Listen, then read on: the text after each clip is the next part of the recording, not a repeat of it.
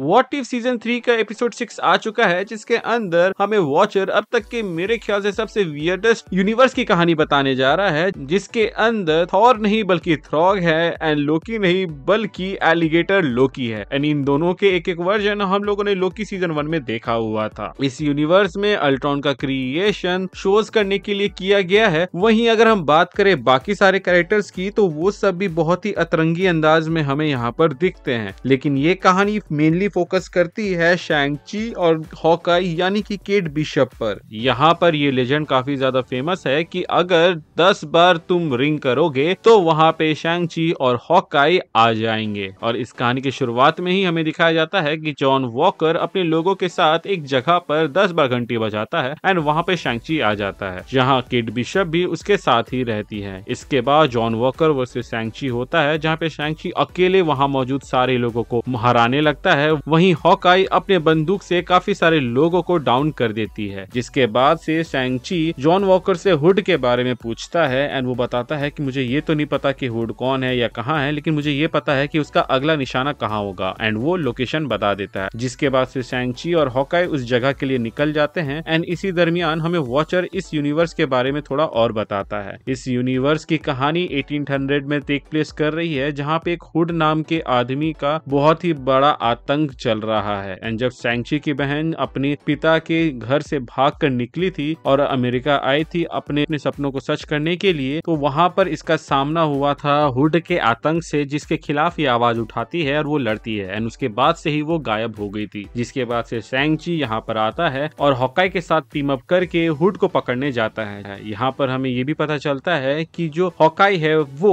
Hood को मारना चाहती है, क्योंकि उसके फैमिली को मारने वाला हुड ही है। इसके बाद हम देख पाते हैं कि ये लोग उस लोकेशन में पहुंच जाते हैं जिसके बारे में जॉन वॉकर ने बताया था, लेकिन वहां पर कोई भी नहीं रहता और वो जगह पूरी तरीके से तबाह हो चुकी रहती है। कि तभी उस जगह में से एक बच्चा निकल के आता है जो कि बताता है कि यहाँ पे हुड आया था और वो अपने ट्रेन में सारे लोगों को बैठा के ले गया। इसके बाद से शैंग-ची देखता है कि वहां पर तो कोई भी रेलवे ट्रैक है नहीं, तो वो ट्रेन जाएगा कहाँ से। तो वो बच्चा कहता है कि वो घोस्ट ट्रेन था, जिस पर शैंग-ची को थोड़ा विश्वास नहीं होता है। लेकिन केट बिशप आगे जाके उस जगह को देखती है तो उसको वहां पर दिखता है कि ऐसा पॉसिबल हो सकता है कि कुछ तो यहाँ से गया है। जिसके बाद से वो लोग हिसाब बैठाते हैं कि अगर इधर से ट्रेन गया होगा तो उसको हम लोग पकड़ सकते हैं, अगर इधर से शॉर्टकट ले तो। जिसके बाद से ये लोग अपने घोड़े में सवार होके उस बच्चे को अपने साथ ले जाते हैं, क्योंकि उसके पिता भी उस घोस्ट ट्रेन में थे। ये लोग किसी तरह उस पहाड़ के ऊपर में पहुंचते हैं जहाँ से वो घोस्ट ट्रेन दिखता है। जिसके बाद ये लोग उसका पीछा करके उसमें चढ़ जाते हैं एंड फिर ये लोग ध्यान देते हैं कि ये जो ट्रेन है ये रेलवे ट्रैक पे नहीं बल्कि होवर कर रहा होता है कुछ टेक्नोलॉजी के मदद से। जिसके बाद से ये लोग जब अंदर जाते हैं तो ये कंक्लूड करते हैं कि ये टेक्नोलॉजी पक्का स्टार्क की होगी एंड आगे की बोगीज में इन्हें काफी सारे गन मिलते हैं। जिसके बाद ये लोग जब अगली बोगी में जाते हैं तो वहां पर वो सारे किडनैप लोग दिखते हैं,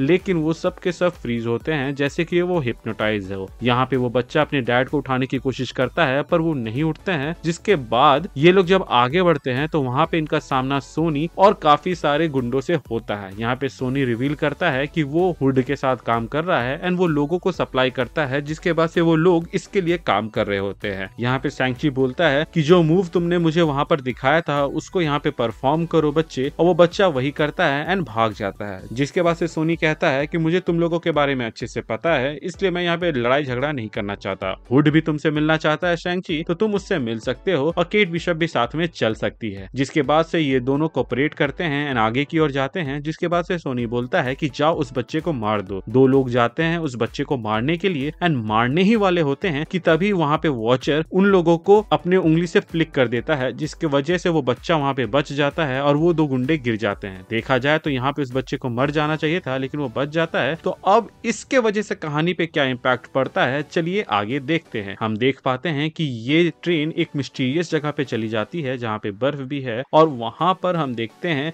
कि सोनी बोलता है कि हुड सिर्फ शैंग-ची से मिलने जाता। शैंग-ची ट्रेन से उतर जाता है एंड वो हुड से मिलने जाता है, जहाँ पे हुड अचानक से आकर उसको बोलता है कि मेरे साथ ज्वाइन हो लो। जिसके बाद शैंग-ची कहता है नहीं, और मुझे मेरी बहन के बारे में बताओ। जिस पर वो कहता है कि मैं तुम्हारी बहन के बारे में तभी बताऊंगा जब तुम मुझे ज्वाइन करोगे। इसके बाद हम यहाँ पे देख पाते हैं कि हुड और शैंग-ची के बीच में खतरनाक लड़ाई हो रही होती है। वहीं पे जो सोनी रहता है वो हॉकाई को हिप्नोटाइज करने की कोशिश करता है अपने क्लॉकवर्स से, जिसके बाद से वो वहां पर एक सीक्रेट रिवील करता है। और वो सीक्रेट ये रहता है कि हॉकाई के पेरेंट्स को हुड ने नहीं बल्कि सोनी ने मारा था। ये बात सुनने के बाद भी हॉकाई कुछ नहीं कर पा रही होती है, क्योंकि वो उसके हिप्नोटाइज वाले जाल में फंस रही होती है। वहीं दूसरी ओर हम देख पाते हैं कि हुड के पास मैजिकल पावर है और वो गायब हो रहा है, और इसी बात का फायदा उठाकर वो शैंग-ची को बहुत ही बुरी तरीके से मार रहा होता है। शैंग-ची इसका भी कोई तोड़ निकाल लेता है और फिर वो भी फाइट बैक करता है। एंड इसी फाइट बैक के दौरान ये बात रिवील होती है कि हुड असल में और कोई नहीं बल्कि शैंग-ची की सिस्टर है, जिसको ढूंढने के लिए ही शैंग-ची आया था। यहाँ पे ज़ाइलिंग ये बात को रिवील करती है कि जब वो हुड से लड़ी थी वो उसको हरा देती है और फिर वो उसकी जगह ले लेती है, और वो अब एक आर्मी इसलिए बना रही है ताकि अमेरिका को बिल्कुल वैसा बना सके जैसा कि वो होना चाहिए, जिसका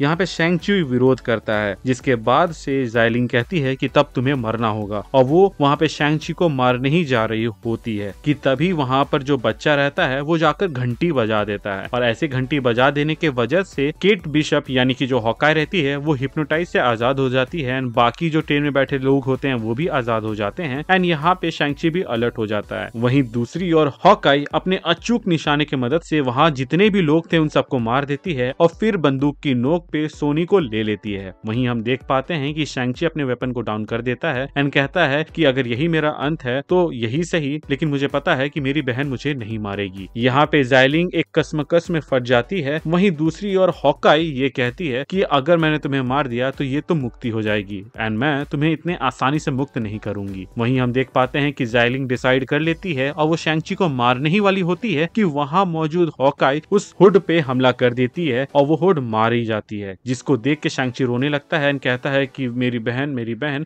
एंड ये सुन के हॉकाई को समझ में आता है कि उसने शैंग-ची की बहन को ही मार दिया। ये बात उसको बहुत ही ज्यादा खटकती है और वो सॉरी बोलने लगती है, जिस पर शैंग-ची कहता है तुमने मेरी बहन को नहीं मारा है बल्कि आजाद किया है। फिर हम देखते हैं कि जिस हुड को ज़ाइलिंग पहनी हुई थी वो उड़ के हवा में कहीं दूर चली जाती है, जिसके बाद से जो हुड के नाम का आतंक था वो खत्म हो जाता है। जिसके बाद से हमें ये हिंट किया जाता है कि जो बच्चा इनको बचाया है वो आगे जाके आयरन फिस्ट बनेगा। वहीं इसके बाद से हॉकाई और शैंग-ची एक नए मिशन की ओर निकल जाते हैं, जहां वो दूसरे आतंक फैलाने वाले लोगों को निशाना में लेते हैं, जिसके बारे में हमें वॉचर बता ही रहा होता है कि तभी वहां पर 3 वॉचर आ जाते हैं। ये लोग कहते हैं कि अब तो तुम हमें जवाब दोगे कि तुम ऐसा बार बार इंटरफेरेंस क्यों कर रहे हो, और उसके बाद वो उआटू द वॉचर के ऊपर हमला कर देते हैं, जिसके वजह से रियलिटी में कुछ दरार आती है। एंड इसी के साथ ये एपिसोड खत्म होता है। इसमें जो हमें हुड देखने को मिला है शायद तक ये वही हुड होगा जो कि हमें आयरन हार्ट में देखने को मिले। एंड टेक्निकली अभी तक जितना हमें देख के समझ में आ रहा है, ये जितने भी व्हाट इफ आ रहे हैं ये आने वाले प्रोजेक्ट्स को लेके हमें हाइप अप कर रहे हैं। पिछले एपिसोड में हमें रिरी विलियम्स को दिखाया गया एंड इस एपिसोड में हुड को, जो कि आयरन हार्ट सीरीज का विलन होने वाला है। अब देखते हैं कि बचे हुए 2 एपिसोड के अंदर हमें कौन देखने को मिलता है, नए कैरेक्टर्स या पुराने, और कहानी इंटरेस्टिंग होगी कि नहीं ये तो हमें कुछ समय में ही पता चल जाएगा। तो मिलते हैं अगले एपिसोड में नए कहानी के साथ, तब तक के लिए बाय बाय।